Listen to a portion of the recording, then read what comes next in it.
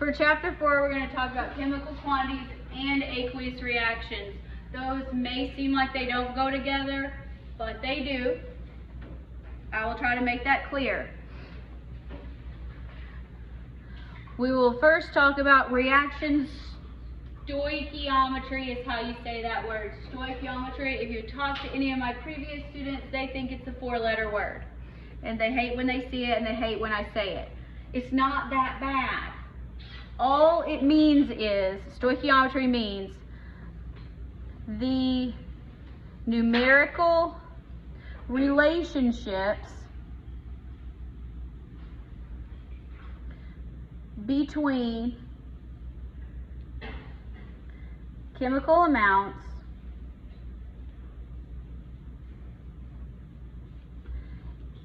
in a balanced chemical equation,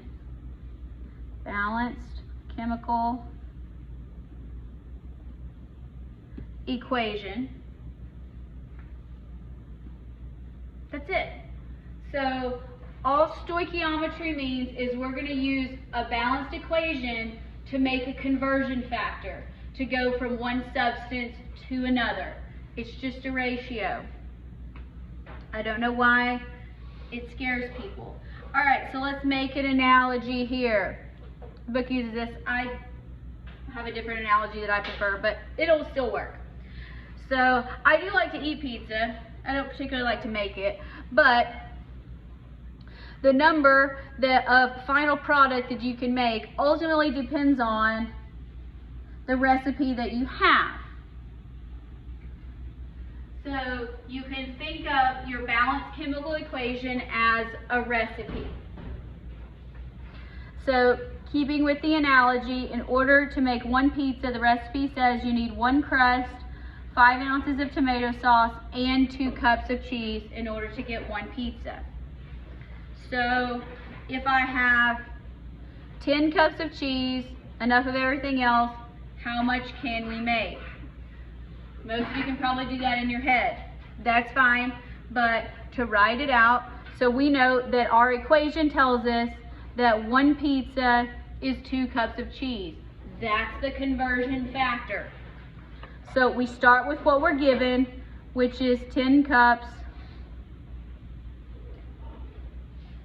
of cheese. It tells us we have enough of everything else, so nothing else matters. That'll change later. All right, so that's what we're given. And we know from our balanced equation, we want to go from cheese to pizza. Our equation gives us a way to do that. Our equation tells us that for every 2 cups of cheese, we get 1 pizza. And those of you that looked at the problem and said 5, so look, units cancel. This is why I told you to get in the habit of writing moles of whatever substance. So 5 pizzas is how much you can make with that amount that's given. So what happens if we only have 6 cups? How many pizzas do we get? 3. So we know that 2 cups equals 1 pizza. So you get, this is not, it is not that hard. Just think about this when we're doing it with actual compounds. So we use this as our equation. In a chemical equation, the coefficients in your equation tell you the relative amounts in moles of each substance involved in the reaction.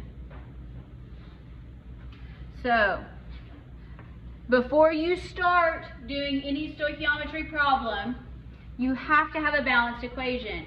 If you can't balance an equation or your equation isn't balanced, your entire problem is going to blow up. Speaking of blowing up, let's combust something. So let's burn something. So let's balance this equation. Did somebody get ahead of me and already do it? 2, 25, 16, and 18 is correct if you want to know how she did that. Start with carbon first. There's 8, so we need an 8. Hydrogen's next, 18 and 2, so we need a 9. Balance oxygen last, so we have 16 plus 9, which is 25. We can't divide 25 by 2, so 25 by 2, but we can multiply everything else by 2. So this becomes 2, this becomes 25, this becomes 16, and this becomes 18. All right, so let's look at these here. It's the same analogy with a recipe. According to our equation, how many moles of octane do we have? 2. Just write down the coefficient. And how many moles of carbon dioxide do we have? 16. You do not have to reduce the fraction. Just take it as it is. So all this, and you don't have to go across the equation if you don't, so you can say every 2 moles of octane corresponds to 25 moles of oxygen. 2 moles of octane corresponds to 18 moles of water. Every one of these corresponds to itself. So since we're in moles, we can do whatever we want. So here, in order to keep from confusing yourself, make sure you know moles of which substance you're talking about when we start working problems. Now, what you're ultimately going to do is you are going to use these ratios to make your own conversion factors. That's what stoichiometry is. Now, for those of you that are worried about significant figures, they're ratios, they are considered exact quantities, so they do not affect your significant figures. That will probably be important for those of you that are in lab when you start doing these types of experiments and calculations in lab. So they do not count toward significant figures. As long as you don't write me 10 decimals, I'll probably be okay with it. But, all right, turn the page.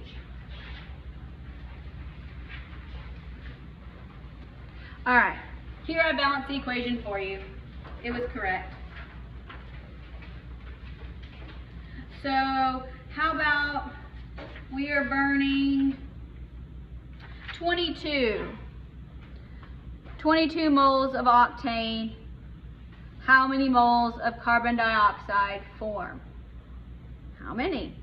Well, we start with what we know, what we're given in the equation, which is 22.0 moles C8H18. Keep your substances together. You will be grateful for it. If you think you can do it in your head, great. You're probably going to mess up on the test though. I don't want you to mess up on the test, but it's probably going to happen. Now, we're given moles of octane and we want to go to moles of CO2. We can get there through our equation. So we want to get rid of moles of octane. So let's put it in the denominator. Moles of octane. How many moles are in our balanced equation? 2. It's just the coefficient. And we want to go to moles of carbon dioxide. How many moles are in the equation there? 16. So moles of octane cancel moles of octane. Our unit check says we're in moles of CO2. We're in moles of CO2. We are ready to calculate. So 22 times 16 divided by 2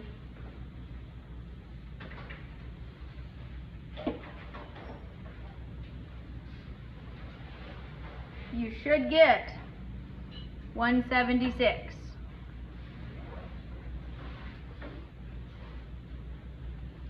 I didn't put that in the right place. That's 176. I have this nice erasable pen though. It's pretty cool. All right, now, next one. This is a new equation. And we want to know how much iron 3 oxide can be made from 6 moles of oxygen. All right. So start with what we're given. 6 moles of oxygen.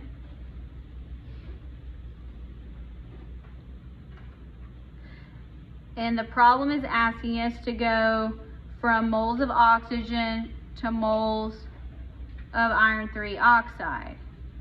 So in our equation, how many moles of oxygen are given? 3. And how many moles of iron 3 oxide are given? 2.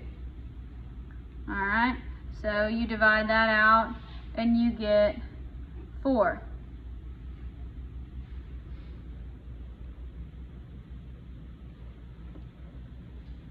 Everybody with me so far? We think this is easy? Scary words, not that hard of a concept. If you can cancel units, you can do this. This is why I told you it's very important to learn how to cancel units. All right, this one is asking how many moles of solid iron are needed if we're going to react 12 moles of oxygen. So start with what we're given, which is 12 moles of oxygen. Next, in order to change substances, you have to go through the equation. So the equation still says 3 moles of oxygen, but this time we're looking for iron. So instead of 2, we're going to have 4. So that's 48 divided by 3, so 16? Yeah. 16 moles of iron.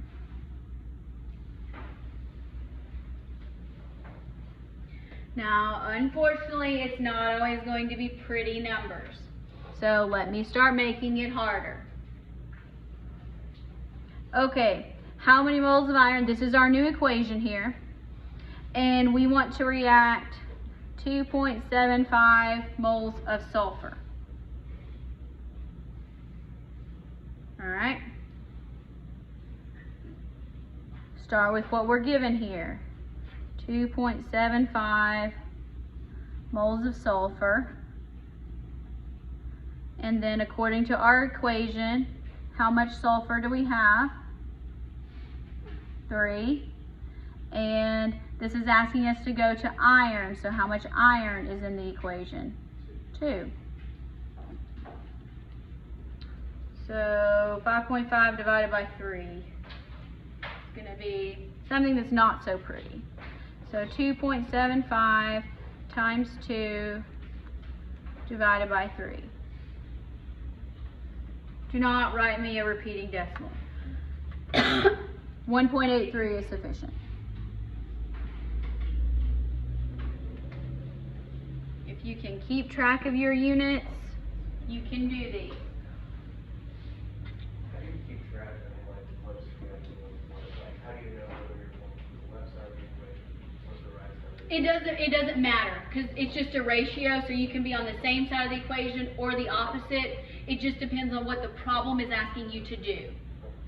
So you can go, so this problem gives us sulfur and asks us for iron. That's how we decide.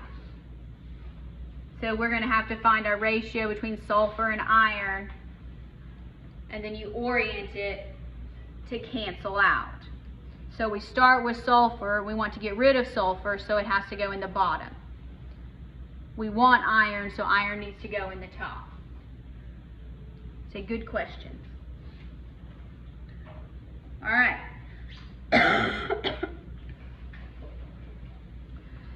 Given this chemical equation, how many moles of oxygen are needed to react with 1.22 moles of hydrogen and how much water is produced? So this is a two-part question. So let's answer the first question first. It gives us 1.22 moles of hydrogen. So this is the first question. This is the second question. The first question says, how many moles of oxygen are needed in order to react? So we need to go from moles of hydrogen to moles of oxygen. How many moles of hydrogen according to the equation? 2. How many moles of oxygen according to the equation? 1. All right. So let's divide out. 1.22 divided by 2. So 0.61 moles of oxygen. That answers the first question. You will probably hear me say multiple times, what is the question asking us to do? So we have answered the first part. Now it wants to know how many moles of water are produced. We don't actually need this first answer to do this. We can answer it with what we're already given. You can use this one if you want to. You'll get the same answer. But let's start with what we're given. 1.22 moles of hydrogen. Only this time the question is asking us to go to moles of water. So we still have 2 moles of hydrogen. And how many moles of water are produced in the equation? 2. Well, 2 cancels out. So it's still going to be 1.22 moles of water. Is everybody with me so far? Anybody confused? No one is admitting it. Okay. Now, the problem is not always going to give us moles. Most commonly, you will be given masses. And so this problem that we just did, instead of saying how many moles of oxygen are needed to react with 1.22 moles of hydrogen, it would say how many grams of oxygen will react with 1.22 grams of hydrogen. So we're just going to expand the problem a little bit. Can we get from grams to moles? Yes, we can. That's all we're adding here. So if you like steps, here's what you do. When you have, the problem is asking you to go from grams of one substance to grams of another substance within the same equation. Always make sure you start with a balanced equation. You will probably get tired of hearing me say that.